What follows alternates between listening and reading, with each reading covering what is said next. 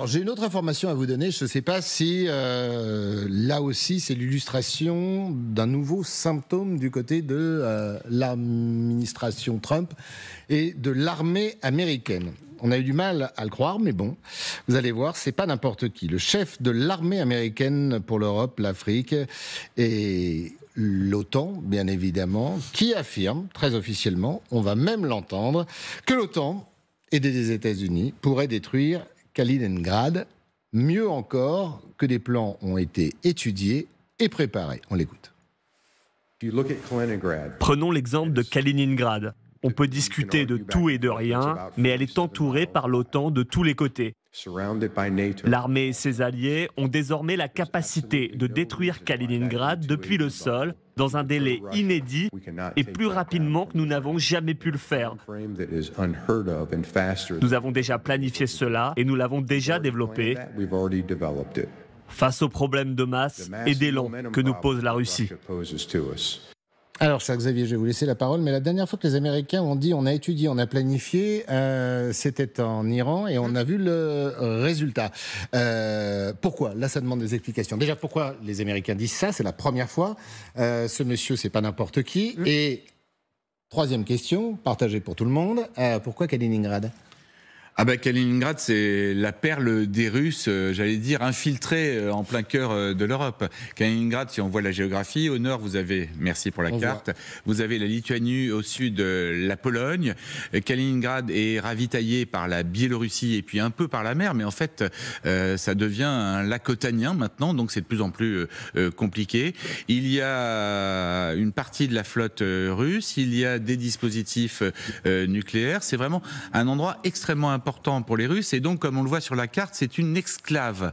C'est-à-dire que Kaliningrad n'est relié à la Biélorussie, même pas à la Russie d'ailleurs, que par un corridor qui s'appelle le corridor de Suwalki, qui est un lien extrêmement ténu. Effectivement, le général Donahu a tout à fait raison. Si les forces de l'OTAN voulaient prendre Kaliningrad, cela pourrait se faire effectivement beaucoup plus facilement que d'attaquer la Russie alors, il précise, continentale de l'autre côté. Il n'est pas question d'attaque aérienne, par la terre. C'est-à-dire que ça serait vraiment...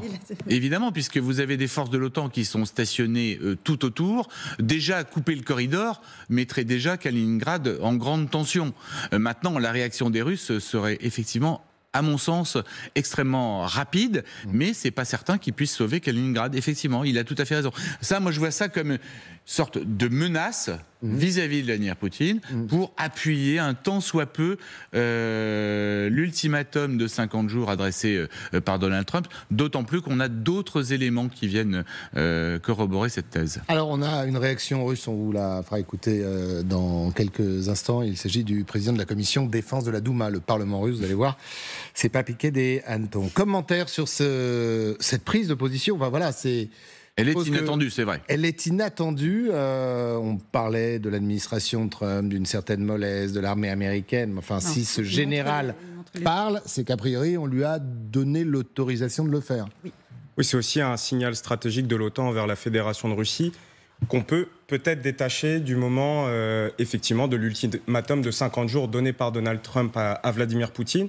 Kaliningrad, pour l'OTAN, c'est aussi la menace qu'en cas d'agression sur un des 3 États baltes, effectivement, l'une des premières interventions de l'OTAN pourrait être effectivement de détruire les forces militaires de Kaliningrad. Alors c'est dit avec les gros sabots...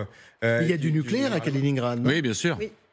Il y a un flou autour de ça. On sait que depuis quelques années... A priori, c'est Laura qui nous racontait ça hier, très bien d'ailleurs. Je crois qu'il y a les rampes de lancement et les missiles russes, mais que les charges sont encore... à Kaliningrad, on ne sait pas. Non, ça c'est vrai pour la Biélorussie. Il y a peut-être tout à Kaliningrad. Pour Kaliningrad, on n'a pas de certitude. Il pourrait y avoir des Iskander. Il y a des missiles qui peuvent être tirés depuis des bateaux, qui peuvent être stationnés à Kaliningrad. Pour les ogives, moi, j'ai pas l'information personnellement. C'est ça, il y a vraiment un flou autour de Kaliningrad et même des ambitions stratégiques russes pour utiliser correctement cette exclave de Kaliningrad. Mais ce qu'on voit, c'est qu'en quelques années, la présence militaire russe sur cette exclave s'est fortement réduite, passant de 180 000 soldats à 10 000. Aujourd'hui, c'est une esclave d'environ 1 million d'habitants, avec 80% de la population à peu près qui serait d'origine russe et russophone. Donc effectivement, oui, c'est un sujet stratégique pour l'Europe, mais cette prise de parole du général américain c'est beaucoup plus une menace envers les Russes en cas d'agression d'un des 3 pays baltes, parce que Kaliningrad représenterait effectivement une menace pour l'Europe à ce moment-là. Kaliningrad, d'ailleurs, il y a eu quelques photos satellites assez inédites avec une base même nucléaire, de fabrication nucléaire russe. C'est là aussi Laura Pouget qui nous en parlait.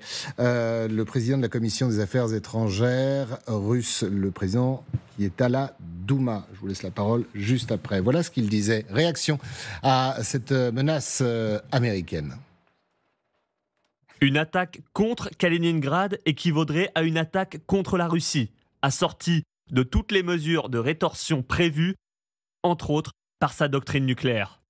Le général américain devrait en tenir compte avant de faire de telles déclarations. Aline Lebay-Kramer, nul doute que le général américain en a tenu compte avant de faire cette déclaration. Donc ça veut dire que c'est voulu.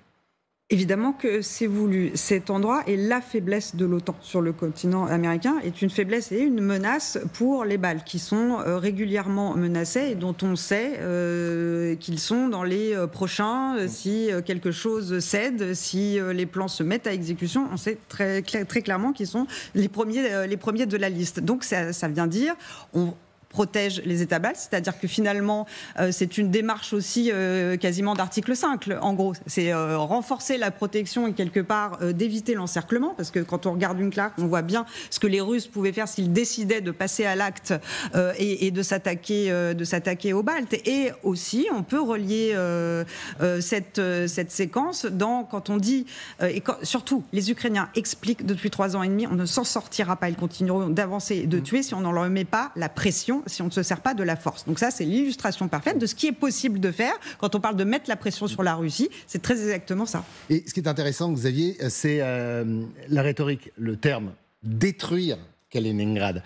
Voilà, oui, on a l'impression que les Américains commencent à parler russe. Oui, parce qu'en prime, c'est un des points faibles identifiés de l'OTAN depuis de nombreuses années. Il y a beaucoup de schémas d'intervention sur Kaliningrad et pour protéger les pays baltes, parce que si on peut remettre la carte, il y a un point faible qui est le corridor de Suwalki, qui va donc de Kaliningrad à la Biélorussie. Si jamais les Russes arrivaient à s'emparer de ce corridor, ils isoleraient totalement l'Estonie, la Lettonie et la Lituanie du reste de l'Europe, et serait beaucoup plus facile pour les Russes d'envahir ces pays baltes et beaucoup plus difficile pour l'OTAN de les défendre. Donc là, il y a vraiment un point faible qui est identifié.